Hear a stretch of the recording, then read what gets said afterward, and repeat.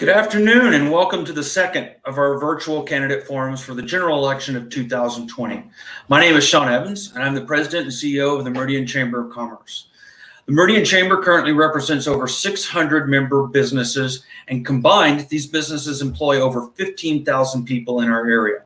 On behalf of the Board of Directors and the Government Affairs Committee, we appreciate the candidates that are running for public office that have agreed to join us during these forums, so that our business members can learn a little bit more about the candidate and their positions on topics and issues that are important to the Meridian business community.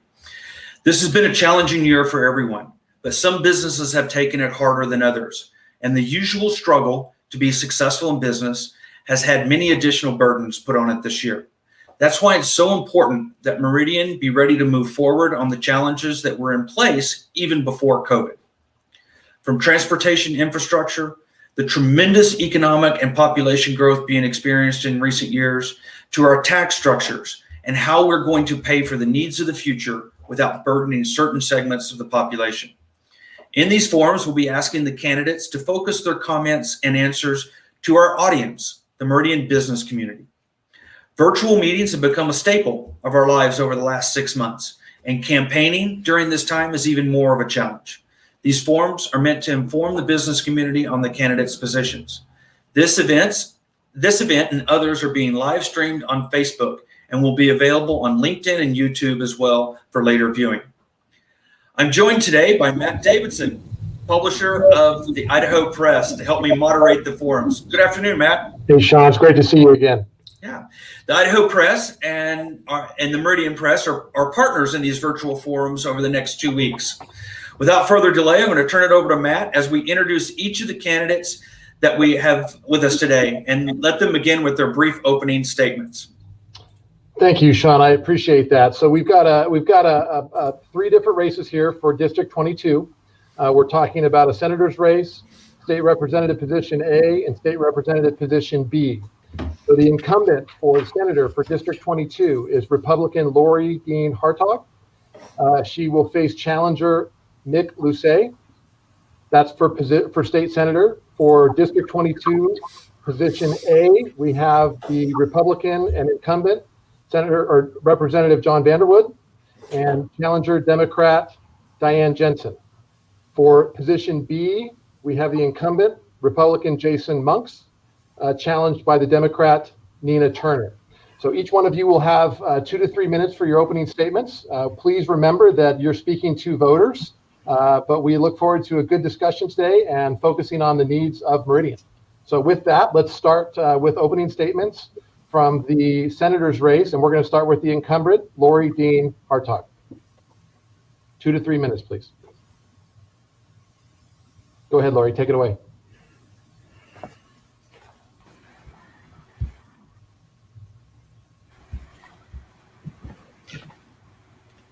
Lori?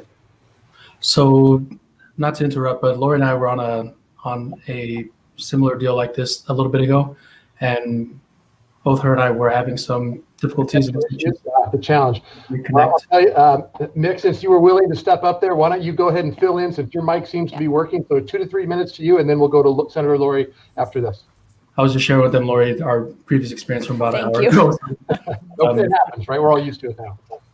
Take it away, Mick. So, good afternoon, everybody. My name is Mick Lucey, State Senate candidate for District 22.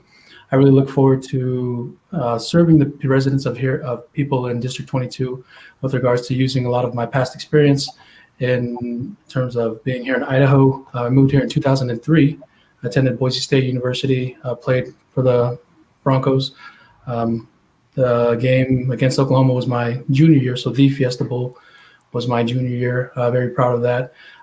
Here in my adult life, I've actually spent all of it here in the great state of Idaho, and I look forward to implementing innovative ideas as well as helping with our broadband infrastructure to make sure that in the event that we have to deal with these circumstances like the global pandemic, that we are ready, willing, and able to do so seamlessly.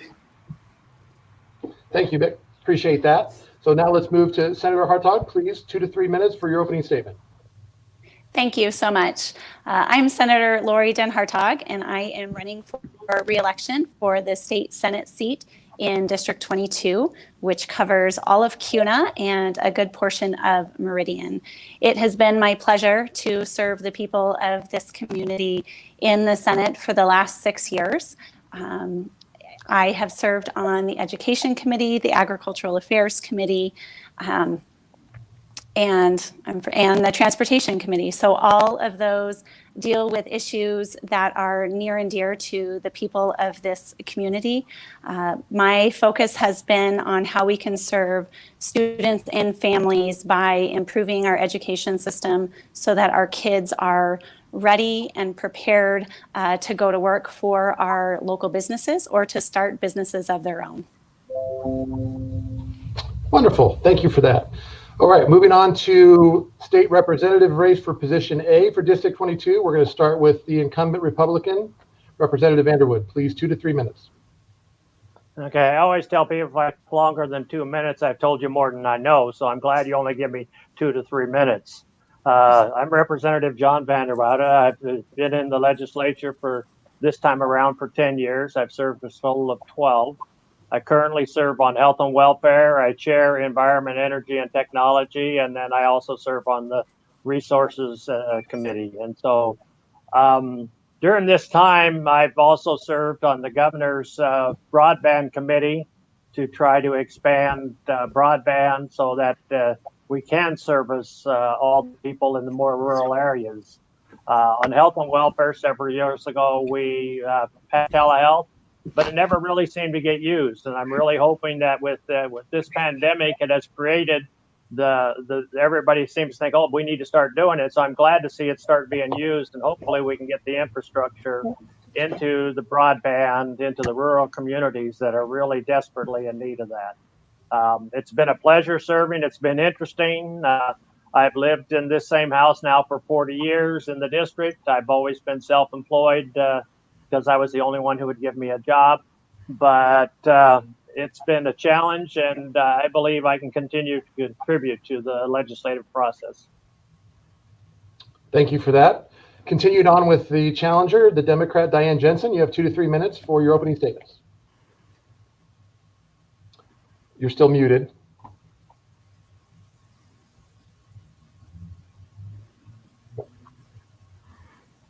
Still muted. Hold on 1 second, Ms. Jensen. Sean, can you unmute her mic? There we go. There you go. All right, take it away. Hi, my name's Diane Jensen, and I grew up in CUNA years ago. I now live in Meridian. I've been working with a lot of civic groups over the years. I spent 30 years in banking, so I'm very good at balancing budgets and risk management. I also have a history of criminal justice. I was a probation and parole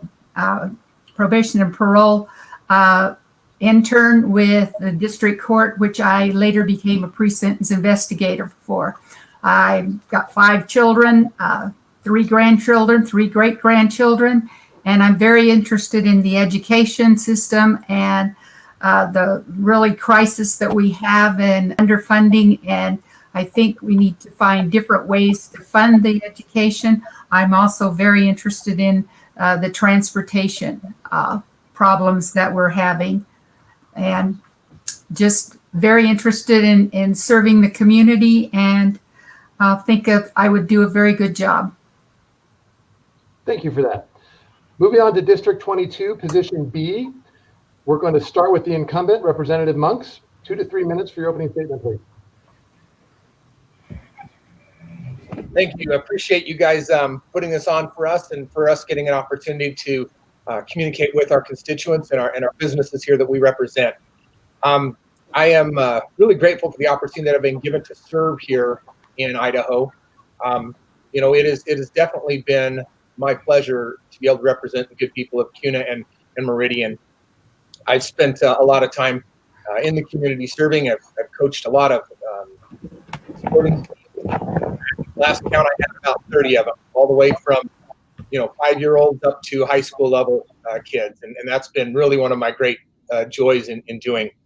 My number one priority for the legislature has always been for me to be able to serve in a manner that, my family can be proud of me, my neighbors can be proud of me, and all of my constituents can be proud of me.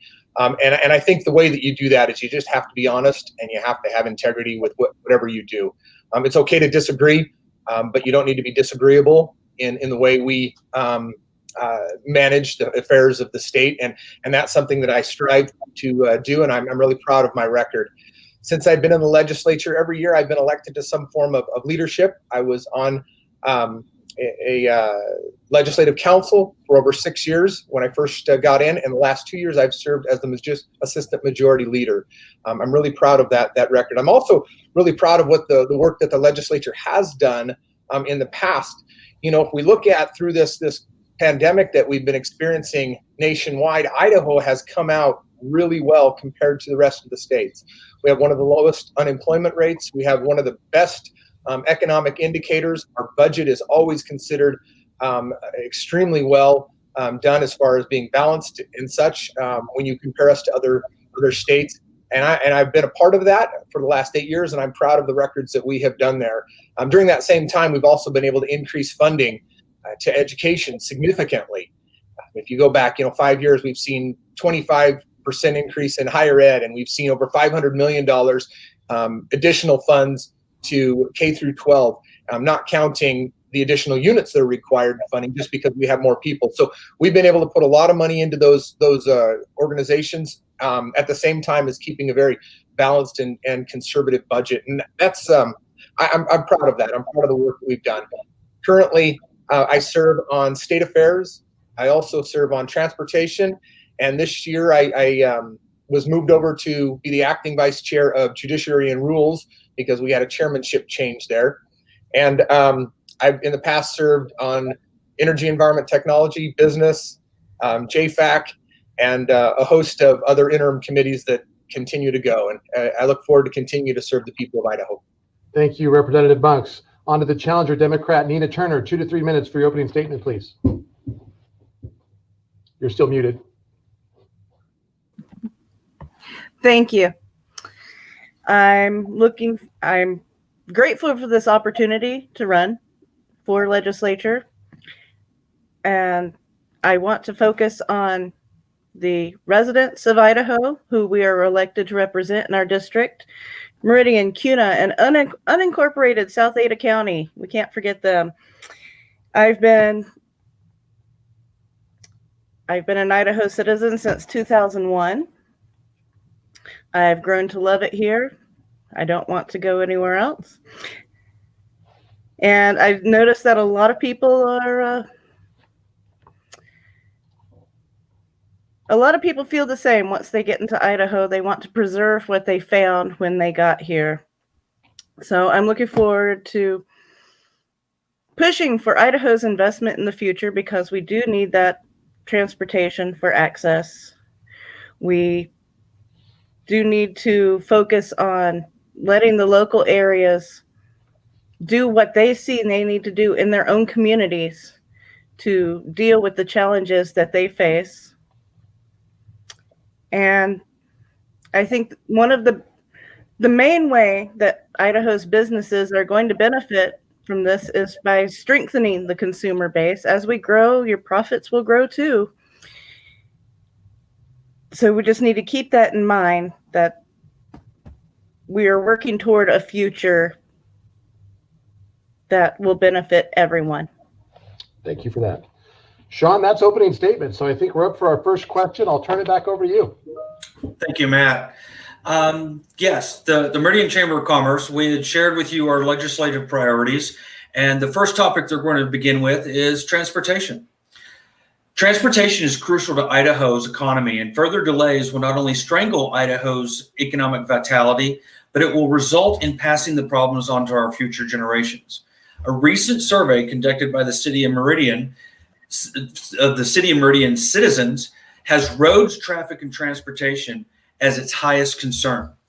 Accordingly, the Meridian Chamber of Commerce supports the following projects for transportation infrastructure: and that is the construction of Linder Overpass at I-84 to provide arterial north-south access, continued improvements on Highway 2026 west of Locust Grove to reduce congestion, improve safety, and create economic opportunity for development, and the completion of State Highway 16 extension to Highway 84 Central Valley Expressway.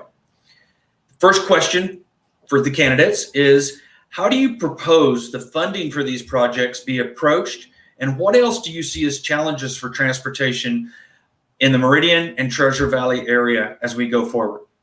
And we're going to begin with Senator Den Hertog. Thank you.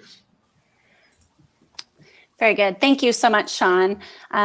Yes, we all drive all of these roads, and we experience the same frustrations with the congestion that everyone else does. So I think the projects that you mentioned are they make perfect sense for our community.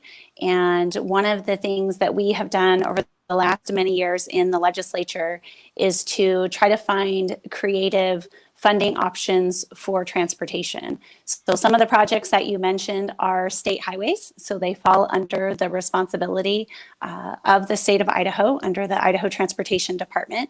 So we have in the last 6 years since I've been in, we have made strides towards adding general fund money to the transportation system, which wasn't done in the past. We really were just a user fee-based system under the gas tax and registration fees, which we know the gas tax is a tax that is going away as our vehicles get more efficient.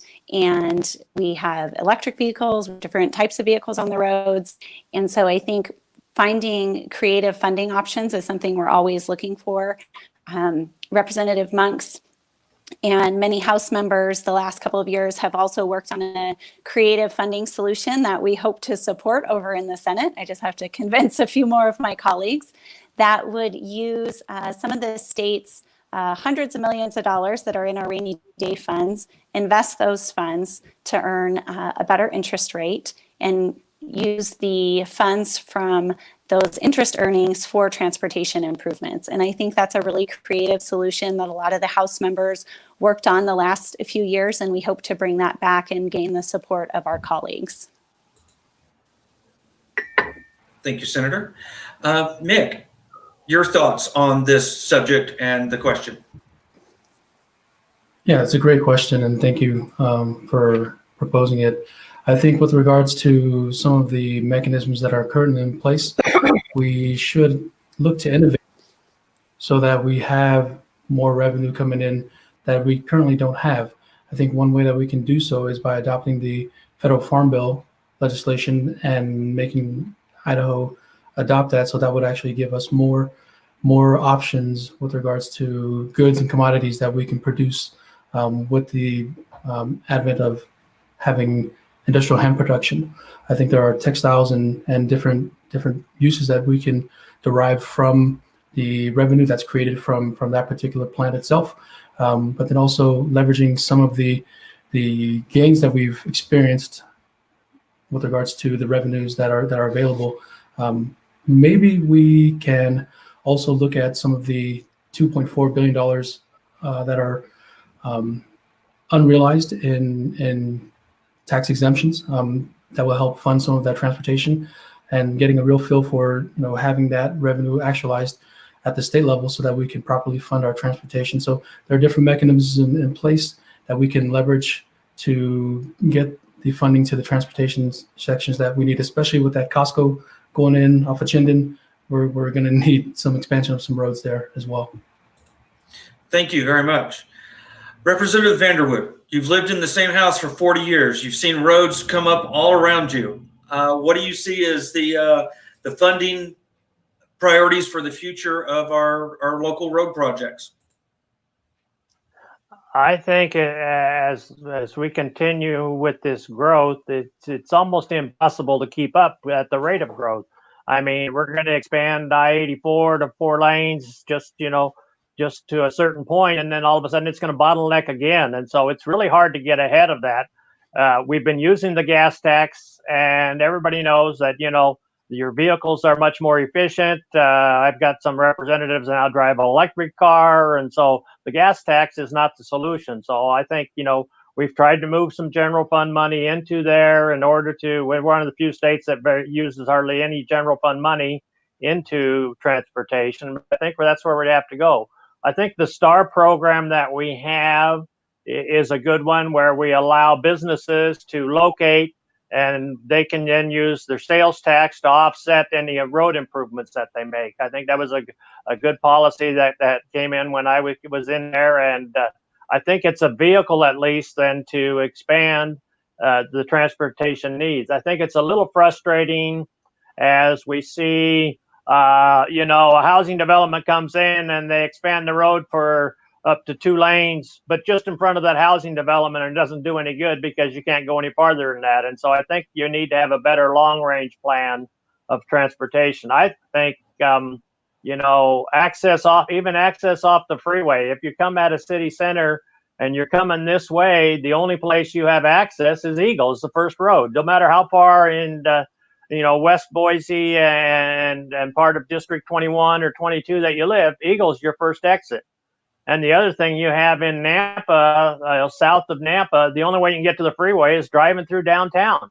So I agree with Highway 16 should be expanded, but I think it has to have access off the freeway south of the freeway also. And the whole plan is now it just dead ends at the freeway. And so I think that's short-sighted.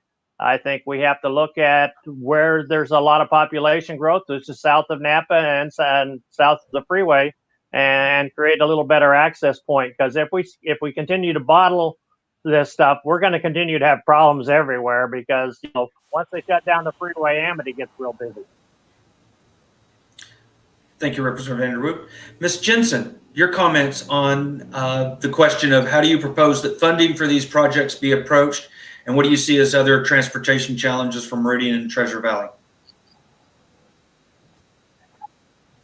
Well, I think that, as been mentioned, right close to where I live, we have all these apartments coming in, and I really think that these apartment developers should be have impact fees that they have to pay to get it widened. But I think the biggest thing that we need to look at for the future is mass transit. We can't have all these vehicles coming and going, but we don't have anything in place to get people on buses. There's not a bus system or a mass transit that is really convenient for the people coming from Nampa, from Meridian going into Boise. And I think those are the biggest things. And like we've said, we should have overpasses going over on Linder and, connecting out on, I can't remember what highway it is, but the one that's going, Shinden, that goes all the way out, and other ones that can feed people out to the freeway without having to go miles into town or, take the longer route. And that's what I feel that we need to look at, is looking into the future and finding out other ways of transporting these people who need to go from Nampa to Boise or Meridian to Boise. Thank you, Ms. Jensen. Matt, you have a follow-up? Go ahead. Sean, on that, quick follow-up on that. Both I'm getting an echo now. Okay, there we go. Both candidates expressed a need to add to expansion, whether that be mass transit or widening of roads. Neither addressed how to pay for it. Representative Vanderwood, you mentioned the gas tax is not working. So what is your plan to get it paid for? Specifically, not we're working on it. Like, how are you going to do it? Is it going to be a registration fee? Is it going to be a user fee?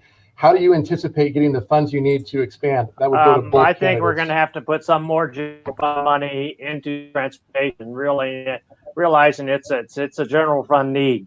I don't think we can isolate and say that you can't use any general money for transportation. So I think you're going to have to be part of the general fund pie is going to have to go into transportation, because I don't think you can get the gas tax to keep up with the needs. Thank you. Same question to the council. As I said before, I think these developers should be having impact fees that go in for the transportation and for schools that they're going to be impacting. The other thing is taking the sales tax exemption and changing those taxes so that we have more funds coming in to be able to use for transportation. Thank you. Back to you, Sean. Representative Monks, the question's to you. How do you propose to fund these projects, and what other challenges did you see as transportation here in Meridian and the Treasure Valley? Thank you. Obviously, one of the most important questions here. This is what's on everybody's minds as soon as we start driving around. The problem is the growth and trying to keep up with that. And we're always going to be behind that curve when we're seeing the amount of growth that we're experiencing right now. As far as those projects, I'll back up a little bit. You mentioned Linder in 2026 and Highway 16. Linder, that's a ACHD or a county paid for road. The other projects, 2026 and 16, those are state highways, and so therefore they're paid for by the state. So the solution to each of those is a little bit different, just based on the fact that who owns the roads. We often don't understand that here in Idaho, that Ada County Highway District covers all of the roads. For the most part, the state is responsible for the highways and interstate, and that's the state's responsibility. However, with that said, a lot of the funding does come through the state by way of the gas tax and by way of registration fees. And so a lot of the funding does come through the state. And so that's why the state is often looked to as the solution to those problems. Some things that we've done here recently, we added that 1% of all sales tax money does go to a fund that allows local communities to bond off of, like the Techum fund there, that provides solutions for us to be able to do some of these projects that you had mentioned. Just this last year, we tried to increase that from 1% to 2%. We got it passed out of the House and the Senate. It was vetoed by the governor, but I think we're going to try to come back with that again. Again, that's another revenue source that we're not currently using for transportation, which I think is a really good solution. Another thing that we do is we pay the money that we dedicate for roads. We have to pay, the contractors have to pay sales tax on that material. So basically, we've got transportation funding that we're taxing ourselves on, and then we send it back into the general fund again, and it diverts money that was dedicated for transportation, and we're sending it back over to the general fund. So we've got to capture things like that. That's another solution that we've come up with, as well as what Senator Den Hartog mentioned with the corpus that we're trying to set up, and then use the interest off of that as a pool of money to be able to use for transportation needs in the future. Thank you, Representative Monks. Mrs. Turner, your response to the question.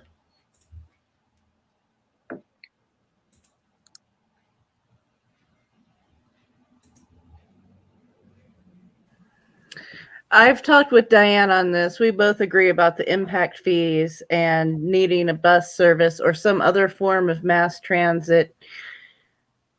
We're trying to brainstorm what would work best in our area. And I would also like to say that since it's going to be benefiting the local area more than the entire state, it's more of the roads that are not owned by the state should come, a significant portion of those costs should come from the local area, and that would be where the impact fees would come in. Also, our growth is inevitable, but I'm hoping that we will be able to find at least a small 1% reduction or so in the amount of transportation needs post-COVID, now that more people have learned that they can work from home. Businesses now know that many of their people can work from home, and that can take a small amount of the transportation pressure off. Okay, thank you.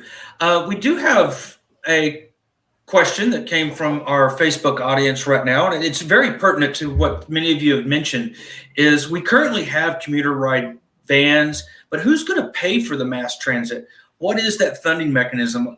Compass has talked about long-range plans of a mass transit. Currently, impact fees cannot be used for that. What is your proposal to look at mass transit, or is that something that we maybe are hopeful that happen, but may not happen anytime soon? I put that out to anyone that would like to kind of respond.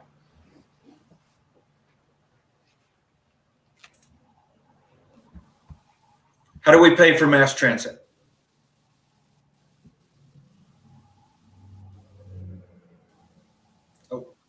Yes, but I think that there is some federal money that getting into more of that kind of stuff. But like I say, I have not researched it back that far to figure out exactly how we would fund it. But I believe at some time I've heard that there is federal money that we could apply for.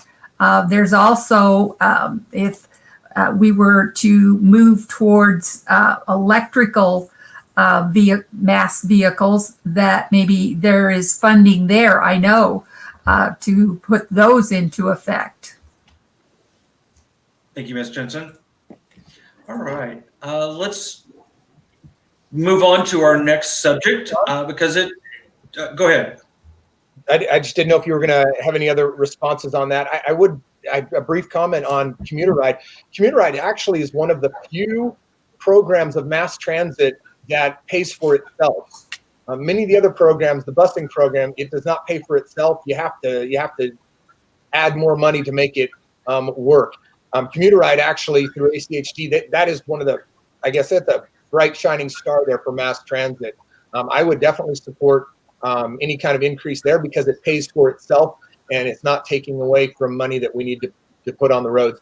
But the problem with mass transit for Idaho right now is just the fact that we are such a rural state and we're so spread out. We're not like, even in Utah, which just barely started getting some mass transit there, where they've got millions of people living within, a small geographical area. We just are so spread out. It's very difficult. We can get us from, the main hubs to the other main hubs, but it's spreading out beyond that is the problem. And Commuter Ride, I think, is a fantastic option for us on that, which wouldn't require any additional funding. Thank you, Representative Monks. Yes, Ms. Turner. I'd also like to contribute that as far as the ACHD Commuter Ride goes, in order to help our area, we just need a few routes coming south from where they work now. It's just a small expansion, a significant expansion of what they have. And also long term, we do have the rail south of town. And I have had mentioned to me the possibility of high-speed rail, which we would not be able to do unless there was something happening nationwide. Ours would be just an additional. But how many people work in Mountain Home or work at the Air Force Base who live in Caldwell, Nampa, and Cuna? But that would be a more direct route if we could find a way to make that work. Thank you very much. Anyone else want to continue that discussion, or we can move on? All right. Transportation challenges are mainly due to some of the economic growth that we've had. The Meridian Chamber favors legislation that creates jobs, reduces regulation on businesses, encourages businesses to grow and prosper, and makes it easier for businesses to provide goods and services to the citizens and trade. How do you propose that the greater Meridian and the greater Treasure Valley handle the national attention that we're getting as a best place to work and live? And how do we keep up with this rapid increase in population? How should those challenges be addressed? We're going to begin with, we'll begin with Mick. We'll start with you.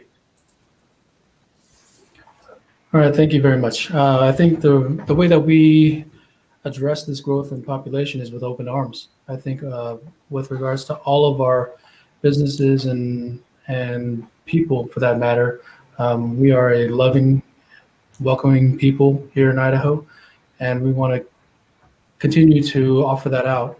I think with regards to having some of the challenges that we have with transportation, like Representative Vanderwood said, that those lanes need to be expanded, and then some of those funding mechanisms are how we go about getting there. But with regards to how we deal with people wanting to be here, we welcome people with open arms.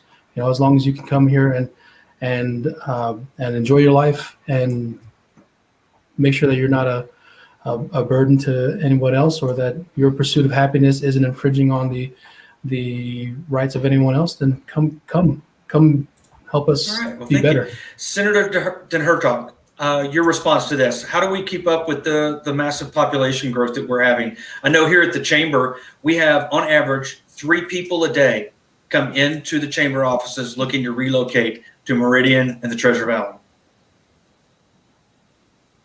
Well, I think we continue doing what we're doing. I think the secret is out about how we are a business-friendly state. One of the things that I've worked on over the years is occupation.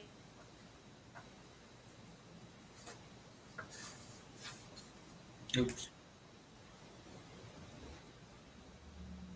Did we lose her?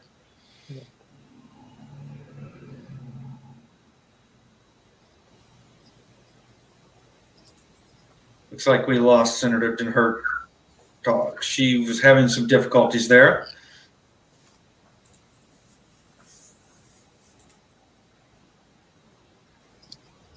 Yeah, looks like we lost her. We'll definitely come back and give her an opportunity to respond to that question when she reconnects. Moving on, Representative Vanderwood, would you mind responding to that question of how do we keep up with the rapid increase in population, and how do you propose we approach that? I moved here 40 years ago because this was a great place to live, and it still is. I moved up with 3 kids. I now have all of my kids living close by, and I have 12 grandkids here. So I guess I'm contributing somewhat to some of the growth. But before I lived in California, I lived in a town that decided it didn't want growth. It was going to be a no-growth city council. You go back down there now, and that town is dead. That town is not thriving. You go to the next town over, and it welcomed everybody with open arms, and it created an environment for businesses. The college moved there and everything, and that town is thriving. And I think that's what we have to do. We have to maintain and keep opportunities for people to live and enjoy Idaho, and for businesses to survive. And so it's like you say, limited regulation, but also, provide what the necessary needs are for all the people. I would hate to see us go into saying, hey, we're going to lock down and we don't want any more people in this valley. It may get too populated for me eventually, but I mean, it's a great place to live. And I think people are finding that out. That's why they're moving here. And I still think it's a great plus for our population. It creates jobs for our kids. It creates jobs for people that want to come back to Idaho. And so we need to be able to keeping up with the growth and not try to stifle it. Thank you. Senator, we lost you a while ago. I want to give you an opportunity to continue your thoughts.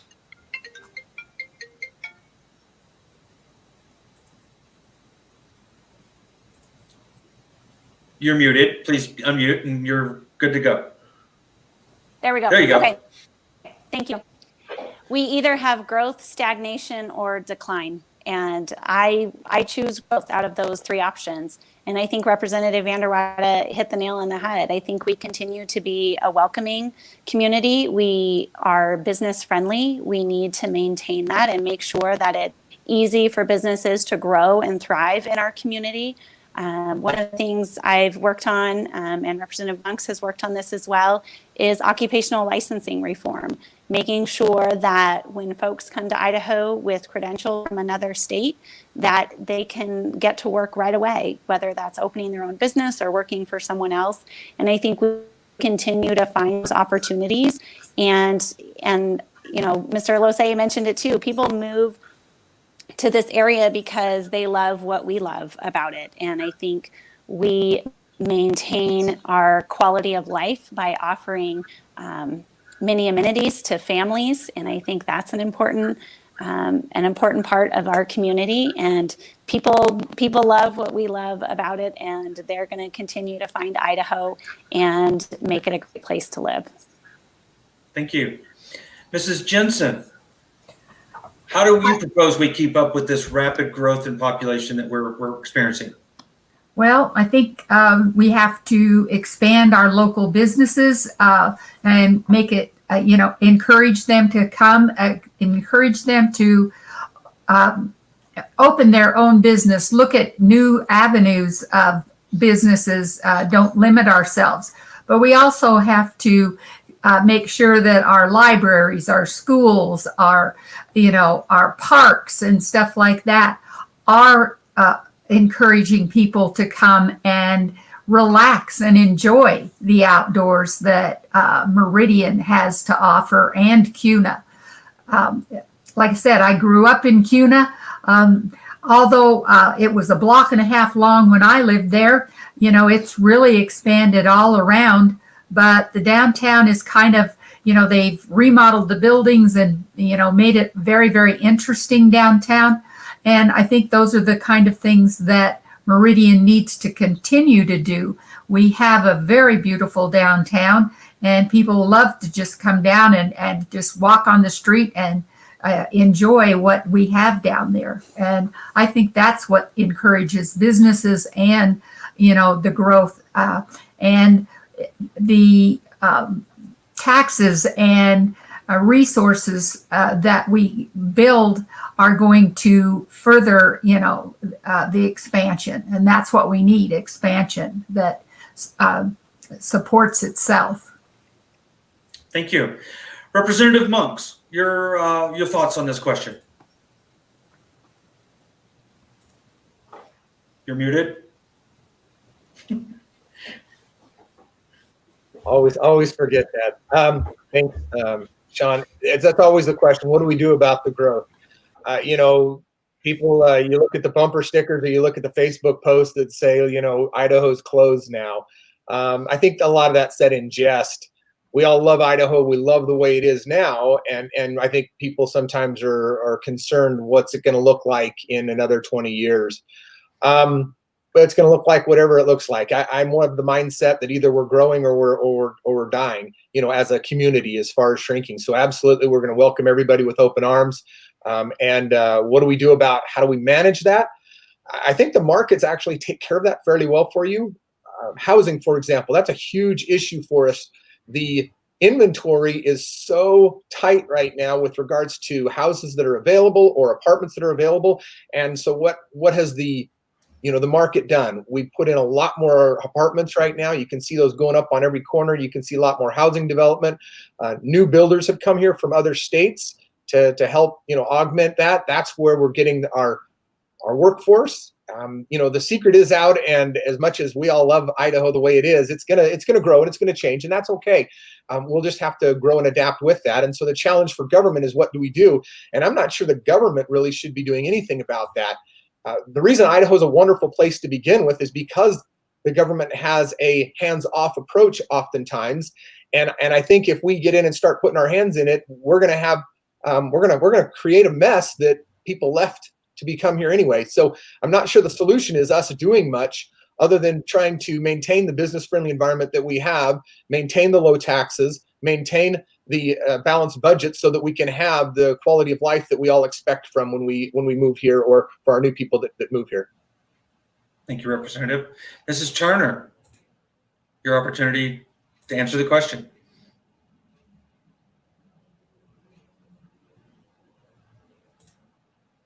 Your mic is muted, ma'am. Thank you. Yes, the growth requires housing. The housing is tight, and the housing that's provided, we need to look into, which is more of a local issue than a legislative issue, is the density and zoning and being able to preserve that open space and green space while making sure that there are affordable housing for working class people. Otherwise, you're not going to have the employees here. You're going to have owners moving here, business owners with no employees. So instead of business incentives, I'd say anything that you would put toward business incentives, use that space in the economy that you would use for that, and let's help people who are already here grow some businesses, because Idaho's dollars don't measure up to people coming from more affluent states. Okay, thank you, Ms. Turner. We've got two other subjects that we want to make sure we get to in the next 15 minutes that we have. So this next subject, we've got a couple questions, and they, if you could mind keeping your responses brief on these. It has to do with taxes, so we won't get you to commit to too many things on this. The Meridian Chamber supports a tax structure which is fair, stable, provides adequately for the services the government must provide, and encourages investment by businesses and individuals in the growth of our economy. Do you support the reduction in state corporate income tax rates to increase the competitiveness with other states? Why or why not? We'll begin with Mick. All right. So with regards to this question in particular, I think our corporate tax rate is actually fine where it's at. I don't think that it actually needed to be cut in 2018, because what we're seeing now is that this is such a great place to live that the corporate tax rate is okay where it was at. And let's just think about this. Had we not implemented those taxes or that corporate tax reduction in 2018, we'd have more revenue by which we could allocate to the building of, the expansion of Chinden and all these other projects, not only that, but education. So I am not in favor of reducing the corporate tax rate, and because we missed out on an opportunity to be more properly funded for the things that we have all been talking about that we need. Thank you. Senator Den Hertog lost connection again, so we'll move on to Representative Vanderwood. Your thoughts on this question?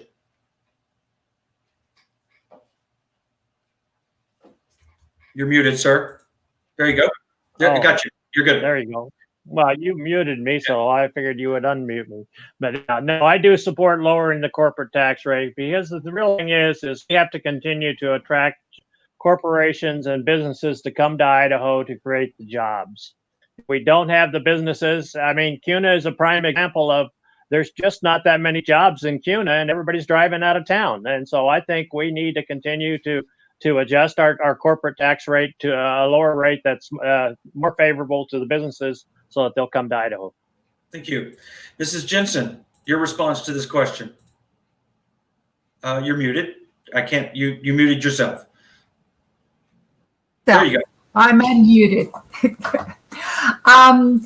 I think it should stay right where it's at.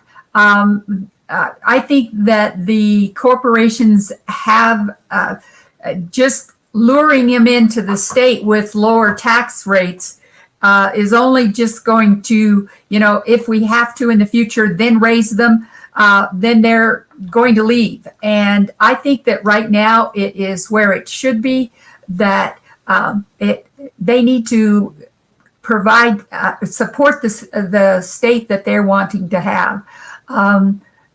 Our wages are so low that we can't recoup what we would lose by lowering theirs.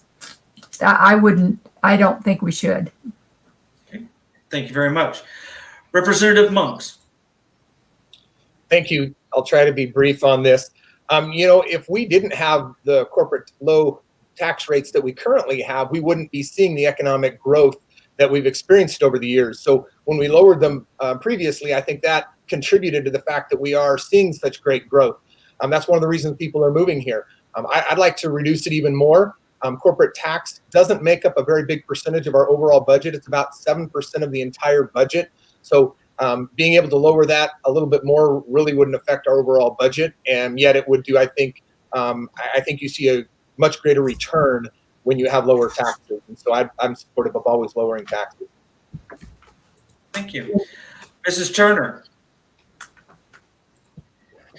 No, if I'm for keeping the corporate tax rate as they are, Corporations are not the only employers. I am much more concerned with our small businesses that are owned by Idaho residents. Yeah, we just need to figure out how to balance and sustain our growth.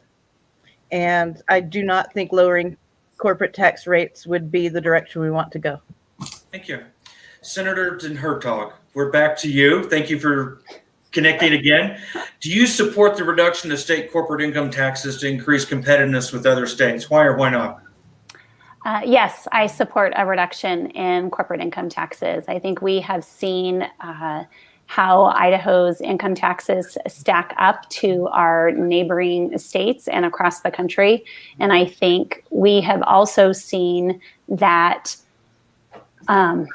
when we've reduced our income tax rates, that the economy has grown and thrived. We had a reduction of rates back in 2018 that I supported, and the state revenues continue to grow and increase. And I think when we allow corporations and entities the opportunity to retain more of the money that they earn, that they invest that back into the economy and into our communities. And I would also just like to say that the majority of our small businesses are corporations. They may be organized in a different way. So sometimes we think of corporation as this big bad word, but it's not. Most of our small businesses are organized as corporations. And so I think a reduction in income tax rates would benefit our small businesses as well. Okay, thank you. Next topic, since we're running short on time, is education. And I know this is one that a lot of you have a keen interest in. The Meridian Chamber supports the expansion and capabilities of our K-12 schools to graduate all students with the necessary skills to successfully complete college and or career technical education. State-supported colleges and universities need to provide the relevant curriculum and trained workforces required by Idaho businesses to effectively compete in the global marketplace. With that, the rapid growth that we're seeing here in Meridian, how do you propose that our Idaho public schools fund their future building needs and future funding needs as we move forward? And we'll begin with Senator Den Hertog. Thank you. Thank you so much. Education funding is always the top priority. One of the things that has been discussed and even proposed by our local school board here in CUNA is the consideration of the utilization of impact fees to help pay for new construction for schools. If we are to consider something like that, I think there has to be a trade-off. So right now, school districts can go out for a bond election for a new facility, and they have to convince the community of the need and that their plans meet the community needs. So I think there has to be some kind of trade-off if we look at now charging new residents an impact fee for school construction. The other component is, and this is a little bit of a longer answer, and so I apologize to all the people who've heard my spiel before, but I think the amount of money that we're investing in education in Idaho is significant. 62% of our state budget goes towards education. It is our top priority without a doubt. And I think when we look at the average number of students and the average amount being spent per student, not all of that money is getting into the classroom. And I think that's a concern of mine. We spend, just about $8,000 per student. That includes our federal funds. If you don't include federal funds, it's about $6,700 of state support that goes per student. With an average class size of 18 and a half, that's $124,000 per classroom. Well, the average teacher only makes $50,000. So there's money in the system. I think we maybe need to look at more creative ways and free up the strings that we attach to the local school districts to ensure that they can meet the needs of their community. Real quick, Sean, follow-up question there. Senator, can you get it a little deeper? You talk about the trade-off if we have impact fees funding for schools, and you mentioned that 62% of our budget goes to that. help us understand why Idaho ranks so low nationally on You know, studies. we are a state that doesn't have a lot of people. You know, I think we're up to 1.8 million or so, or right in there. And our revenue is coming from fewer people and being invested into more kids. So I'm not as concerned about the amount we spend per student as the results that we get. So we're about the middle of the pack for our outcomes for kids, even though our spending per student is the lowest across the country. And I don't think that's something to be ashamed of. I think we balance our priorities here in the state of Idaho. We have many different needs and responsibilities at all levels of government. And I think we have met those needs. I think we can do a better job of allocating the existing resources that we have to better serve our students. Thank you. Mick, your thoughts on our educational funding needs? Yeah, with regards to our educational funding needs, first thing I want to say, I'm undefeated against the mute button, so there's a little victory there for against the mute button. With regards to educational funding, I think it's indicative on us to make sure that we are putting ourselves in a position to succeed. Right now, there's about $2.48 or $9 billion in unrealized revenues that are due to the state, but because those exemptions were always in place, they just continue to be in place.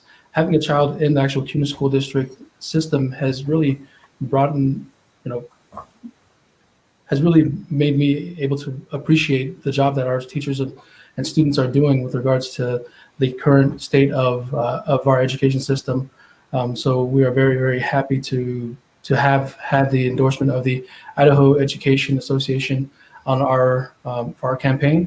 And with regards to actually funding and making sure that there's enough to go around, I think it goes back to that revenue. You know, we had an opportunity to have more revenue, and we need there to be the political will to make sure that we collect it and then disperse it amongst those that need it. Okay. Representative Vanderwood, your thoughts on education funding? I think too often we fund education at a state level without looking at the individual school districts and what all the needs are. So we create a program that this is for everybody. So everybody wants to do it because there's money there, but maybe the money could be better spent in each district different. I mean, what CUNA needs is not the same as Meridian. It's not the same as Lapway. It's not the same as Burley. I would rather that we fund education more in a lump sum and allow the local boards and the local schools to decide how to spend the money. Too often, I think the legislature gets involved in statewide policies and statewide guidelines and statewide control. You know, we always say we don't like the federal government sending us money with all the strings attached, but we do a really good job in the education system. And I think we need to free up the local school boards and the local school districts to spend the money as they best see fit, rather than dictating that so much money can only be used for this or so much money can only be used for that, because it depends on what your needs are in your district. And you should have some more flexibility, I believe, in how they spent the money. Thank you. Mrs. Jensen. I go back to the impact fees. I feel that, you know, right around my house, we have all these apartments with all these kids, and we have one school that has to absorb all of them. And I think that it is the responsibility of the developers to input money to the schools that their residents are going to be serving. I don't think that the property tax that is collected on there is going to support the schools. I believe that we need to look at broader programs in the school to ensure that when the kids are graduate, that they are going to be able to go on to college, go on to a career, or and I have said before that I think it's really important that we go back to, you know, having automotive shop and different things that they used to have that, you know, taught the kids a profession that they could walk out. In some schools where I was in Oregon, they had apprenticeship programs that they started that the kids could go into like in their junior year, and they would get a lot of their book learning part of the apprenticeship program, and also be able to work part-time as in the the electrical shops or the plumbers, and they could walk out after they had been graduated into a business of themselves, and a lot of them went on to get degrees in the area that they were into. So I think we need to, as somebody has said, we need to look at more what the school district needs in that area than to what the state feels they should have. And so I think it should be broader in a lot of areas. So that's what I think. Thank you, Mrs. Jensen. Representative Monks. Thank you. Education is always top priority. It's one of the very few things that's specified in the Constitution that the legislature is actually supposed to do. It's really one of our top priorities. And I'm glad that Senator Din Hartog brought up the fact that, as a percentage of our budget, Idaho spends more on education than almost every other state out there. We are one of the top spenders as a percentage of our budget on education. So I like to turn that paradigm around that we don't spend enough. Well, of course, $1 in Idaho is not the same as $1 in New York. So of course they have to spend more money in New York. I like to look at the outcome. And if you look at the outcome, you can look at our neighboring states. Utah spends one of the least amount on education, yet they have one of the top results. So it's not always about just necessarily money. Does that mean that we should cut spending? Absolutely, for education. I'm not saying that, but I am saying we need to look at other ways of educating our kids. During this coronavirus, we've all learned that we're having to do things differently, including education. That's something that we're figuring out right now, that we can do it differently than what we've been doing. And I think if we provide those options and choices, we will find that there are much more cost-effective ways of educating our children than the current old model. Continuing to throw money at something else and getting the same results is not a smart use of our funding. I think if you look at how much we've increased funding in the last 5 years, it's huge. Higher ed, we talked about that. We've increased state funding 26% to higher ed in the last 5 years. And if you look at the enrollment in those last 5 years, it's completely flat. They also raised tuition by another 25% too. So there's huge amount of increases there. And yet, we're not seeing the great difference in education. The same thing with K through 12. Last 5 years, over $500 million additional funding, not counting the more money we've sent for educational units has gone into education. So we are investing there. Can we invest more? Sure. I think the solution, though, really lies in providing more opportunities and choice for our parents in how they can get their children educated. We're seeing that right now with parents that have pulled their kids out of the education systems. A group of them, I've got a neighbor that has got 15 of them. I gave them a tour of the Capitol just yesterday, actually. They brought their kids, pulled them out of the school system. They hired a teacher, and they're doing it for a lot less than what our normal system is requiring of that. So I'm not saying that's the model for everybody, but I'm saying there are different ways to educate, and we need to embrace those. And I think COVID-19 has shown us the way that there's a different way of doing that. That's one of the lessons I think that we can learn from it. Thank you, Representative Monks. Mrs. Turner.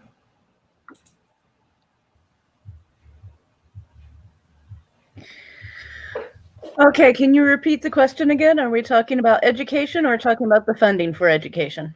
We're talking about how are we going to fund education, the growth that we're experiencing, and how the state should address those funding issues.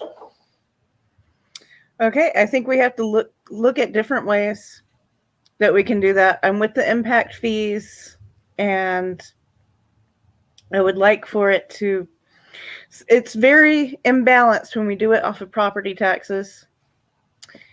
So yeah, I'm just looking at the Reclaim Idaho. That was a great idea of taking a small tax off of the people who can afford it.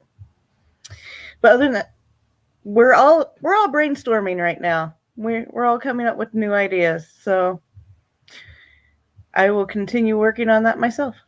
Thank you. All right.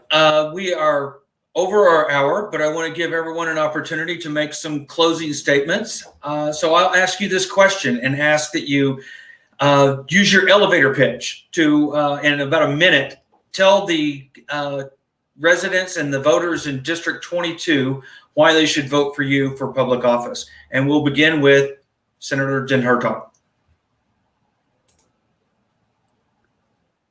All right. Thank you so much for hosting this.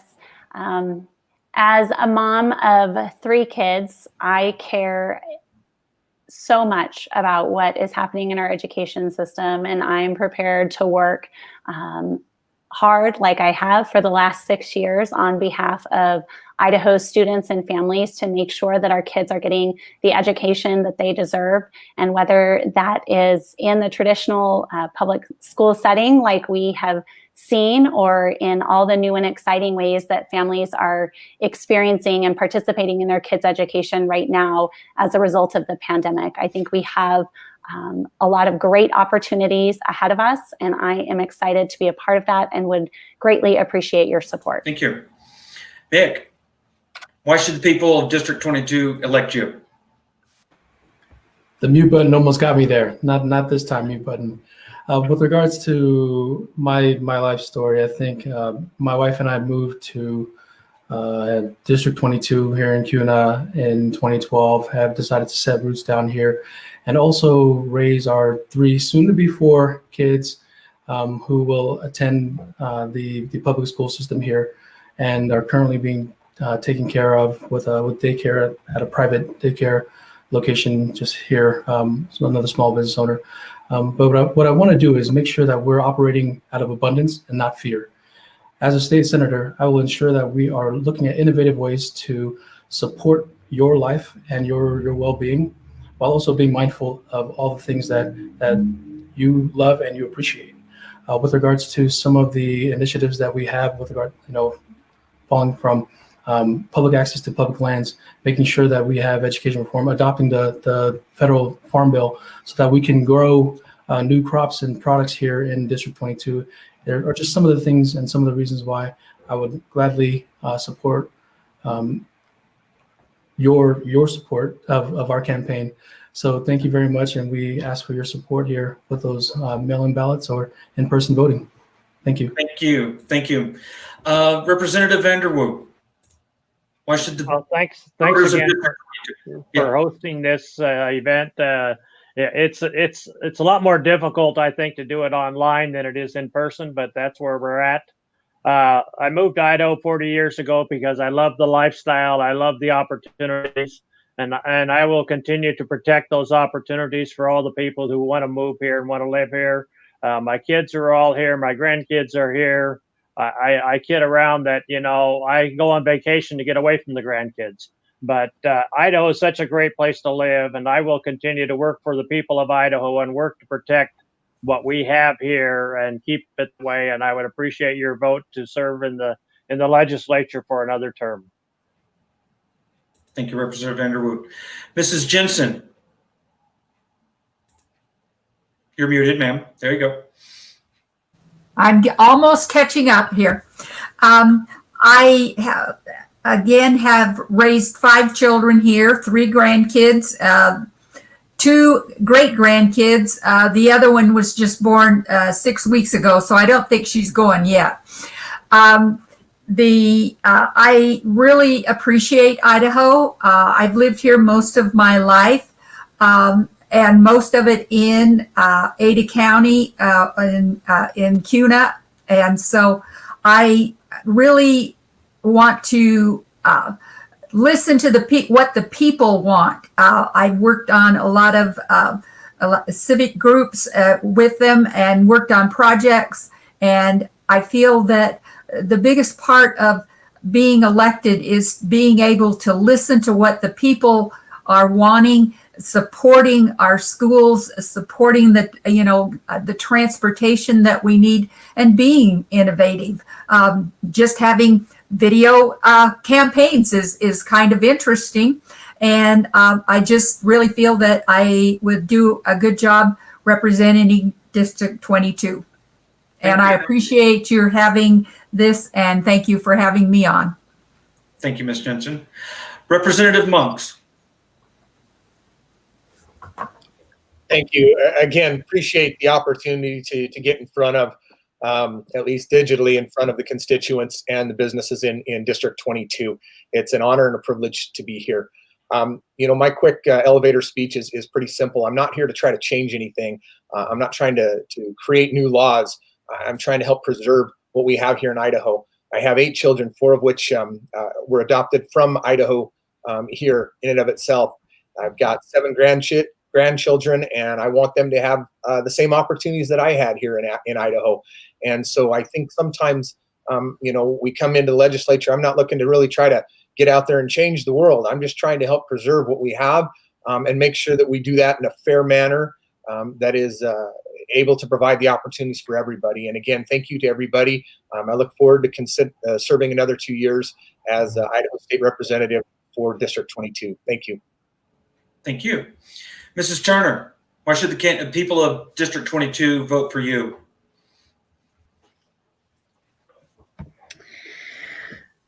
I believe that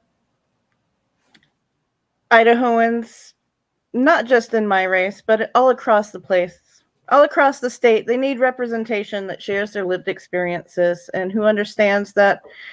One more aside about education. Education's purpose isn't solely to train a workforce. It's to ensure citizens are knowledgeable and civically and scientifically literate, as we're seeing a lack of in some places these days.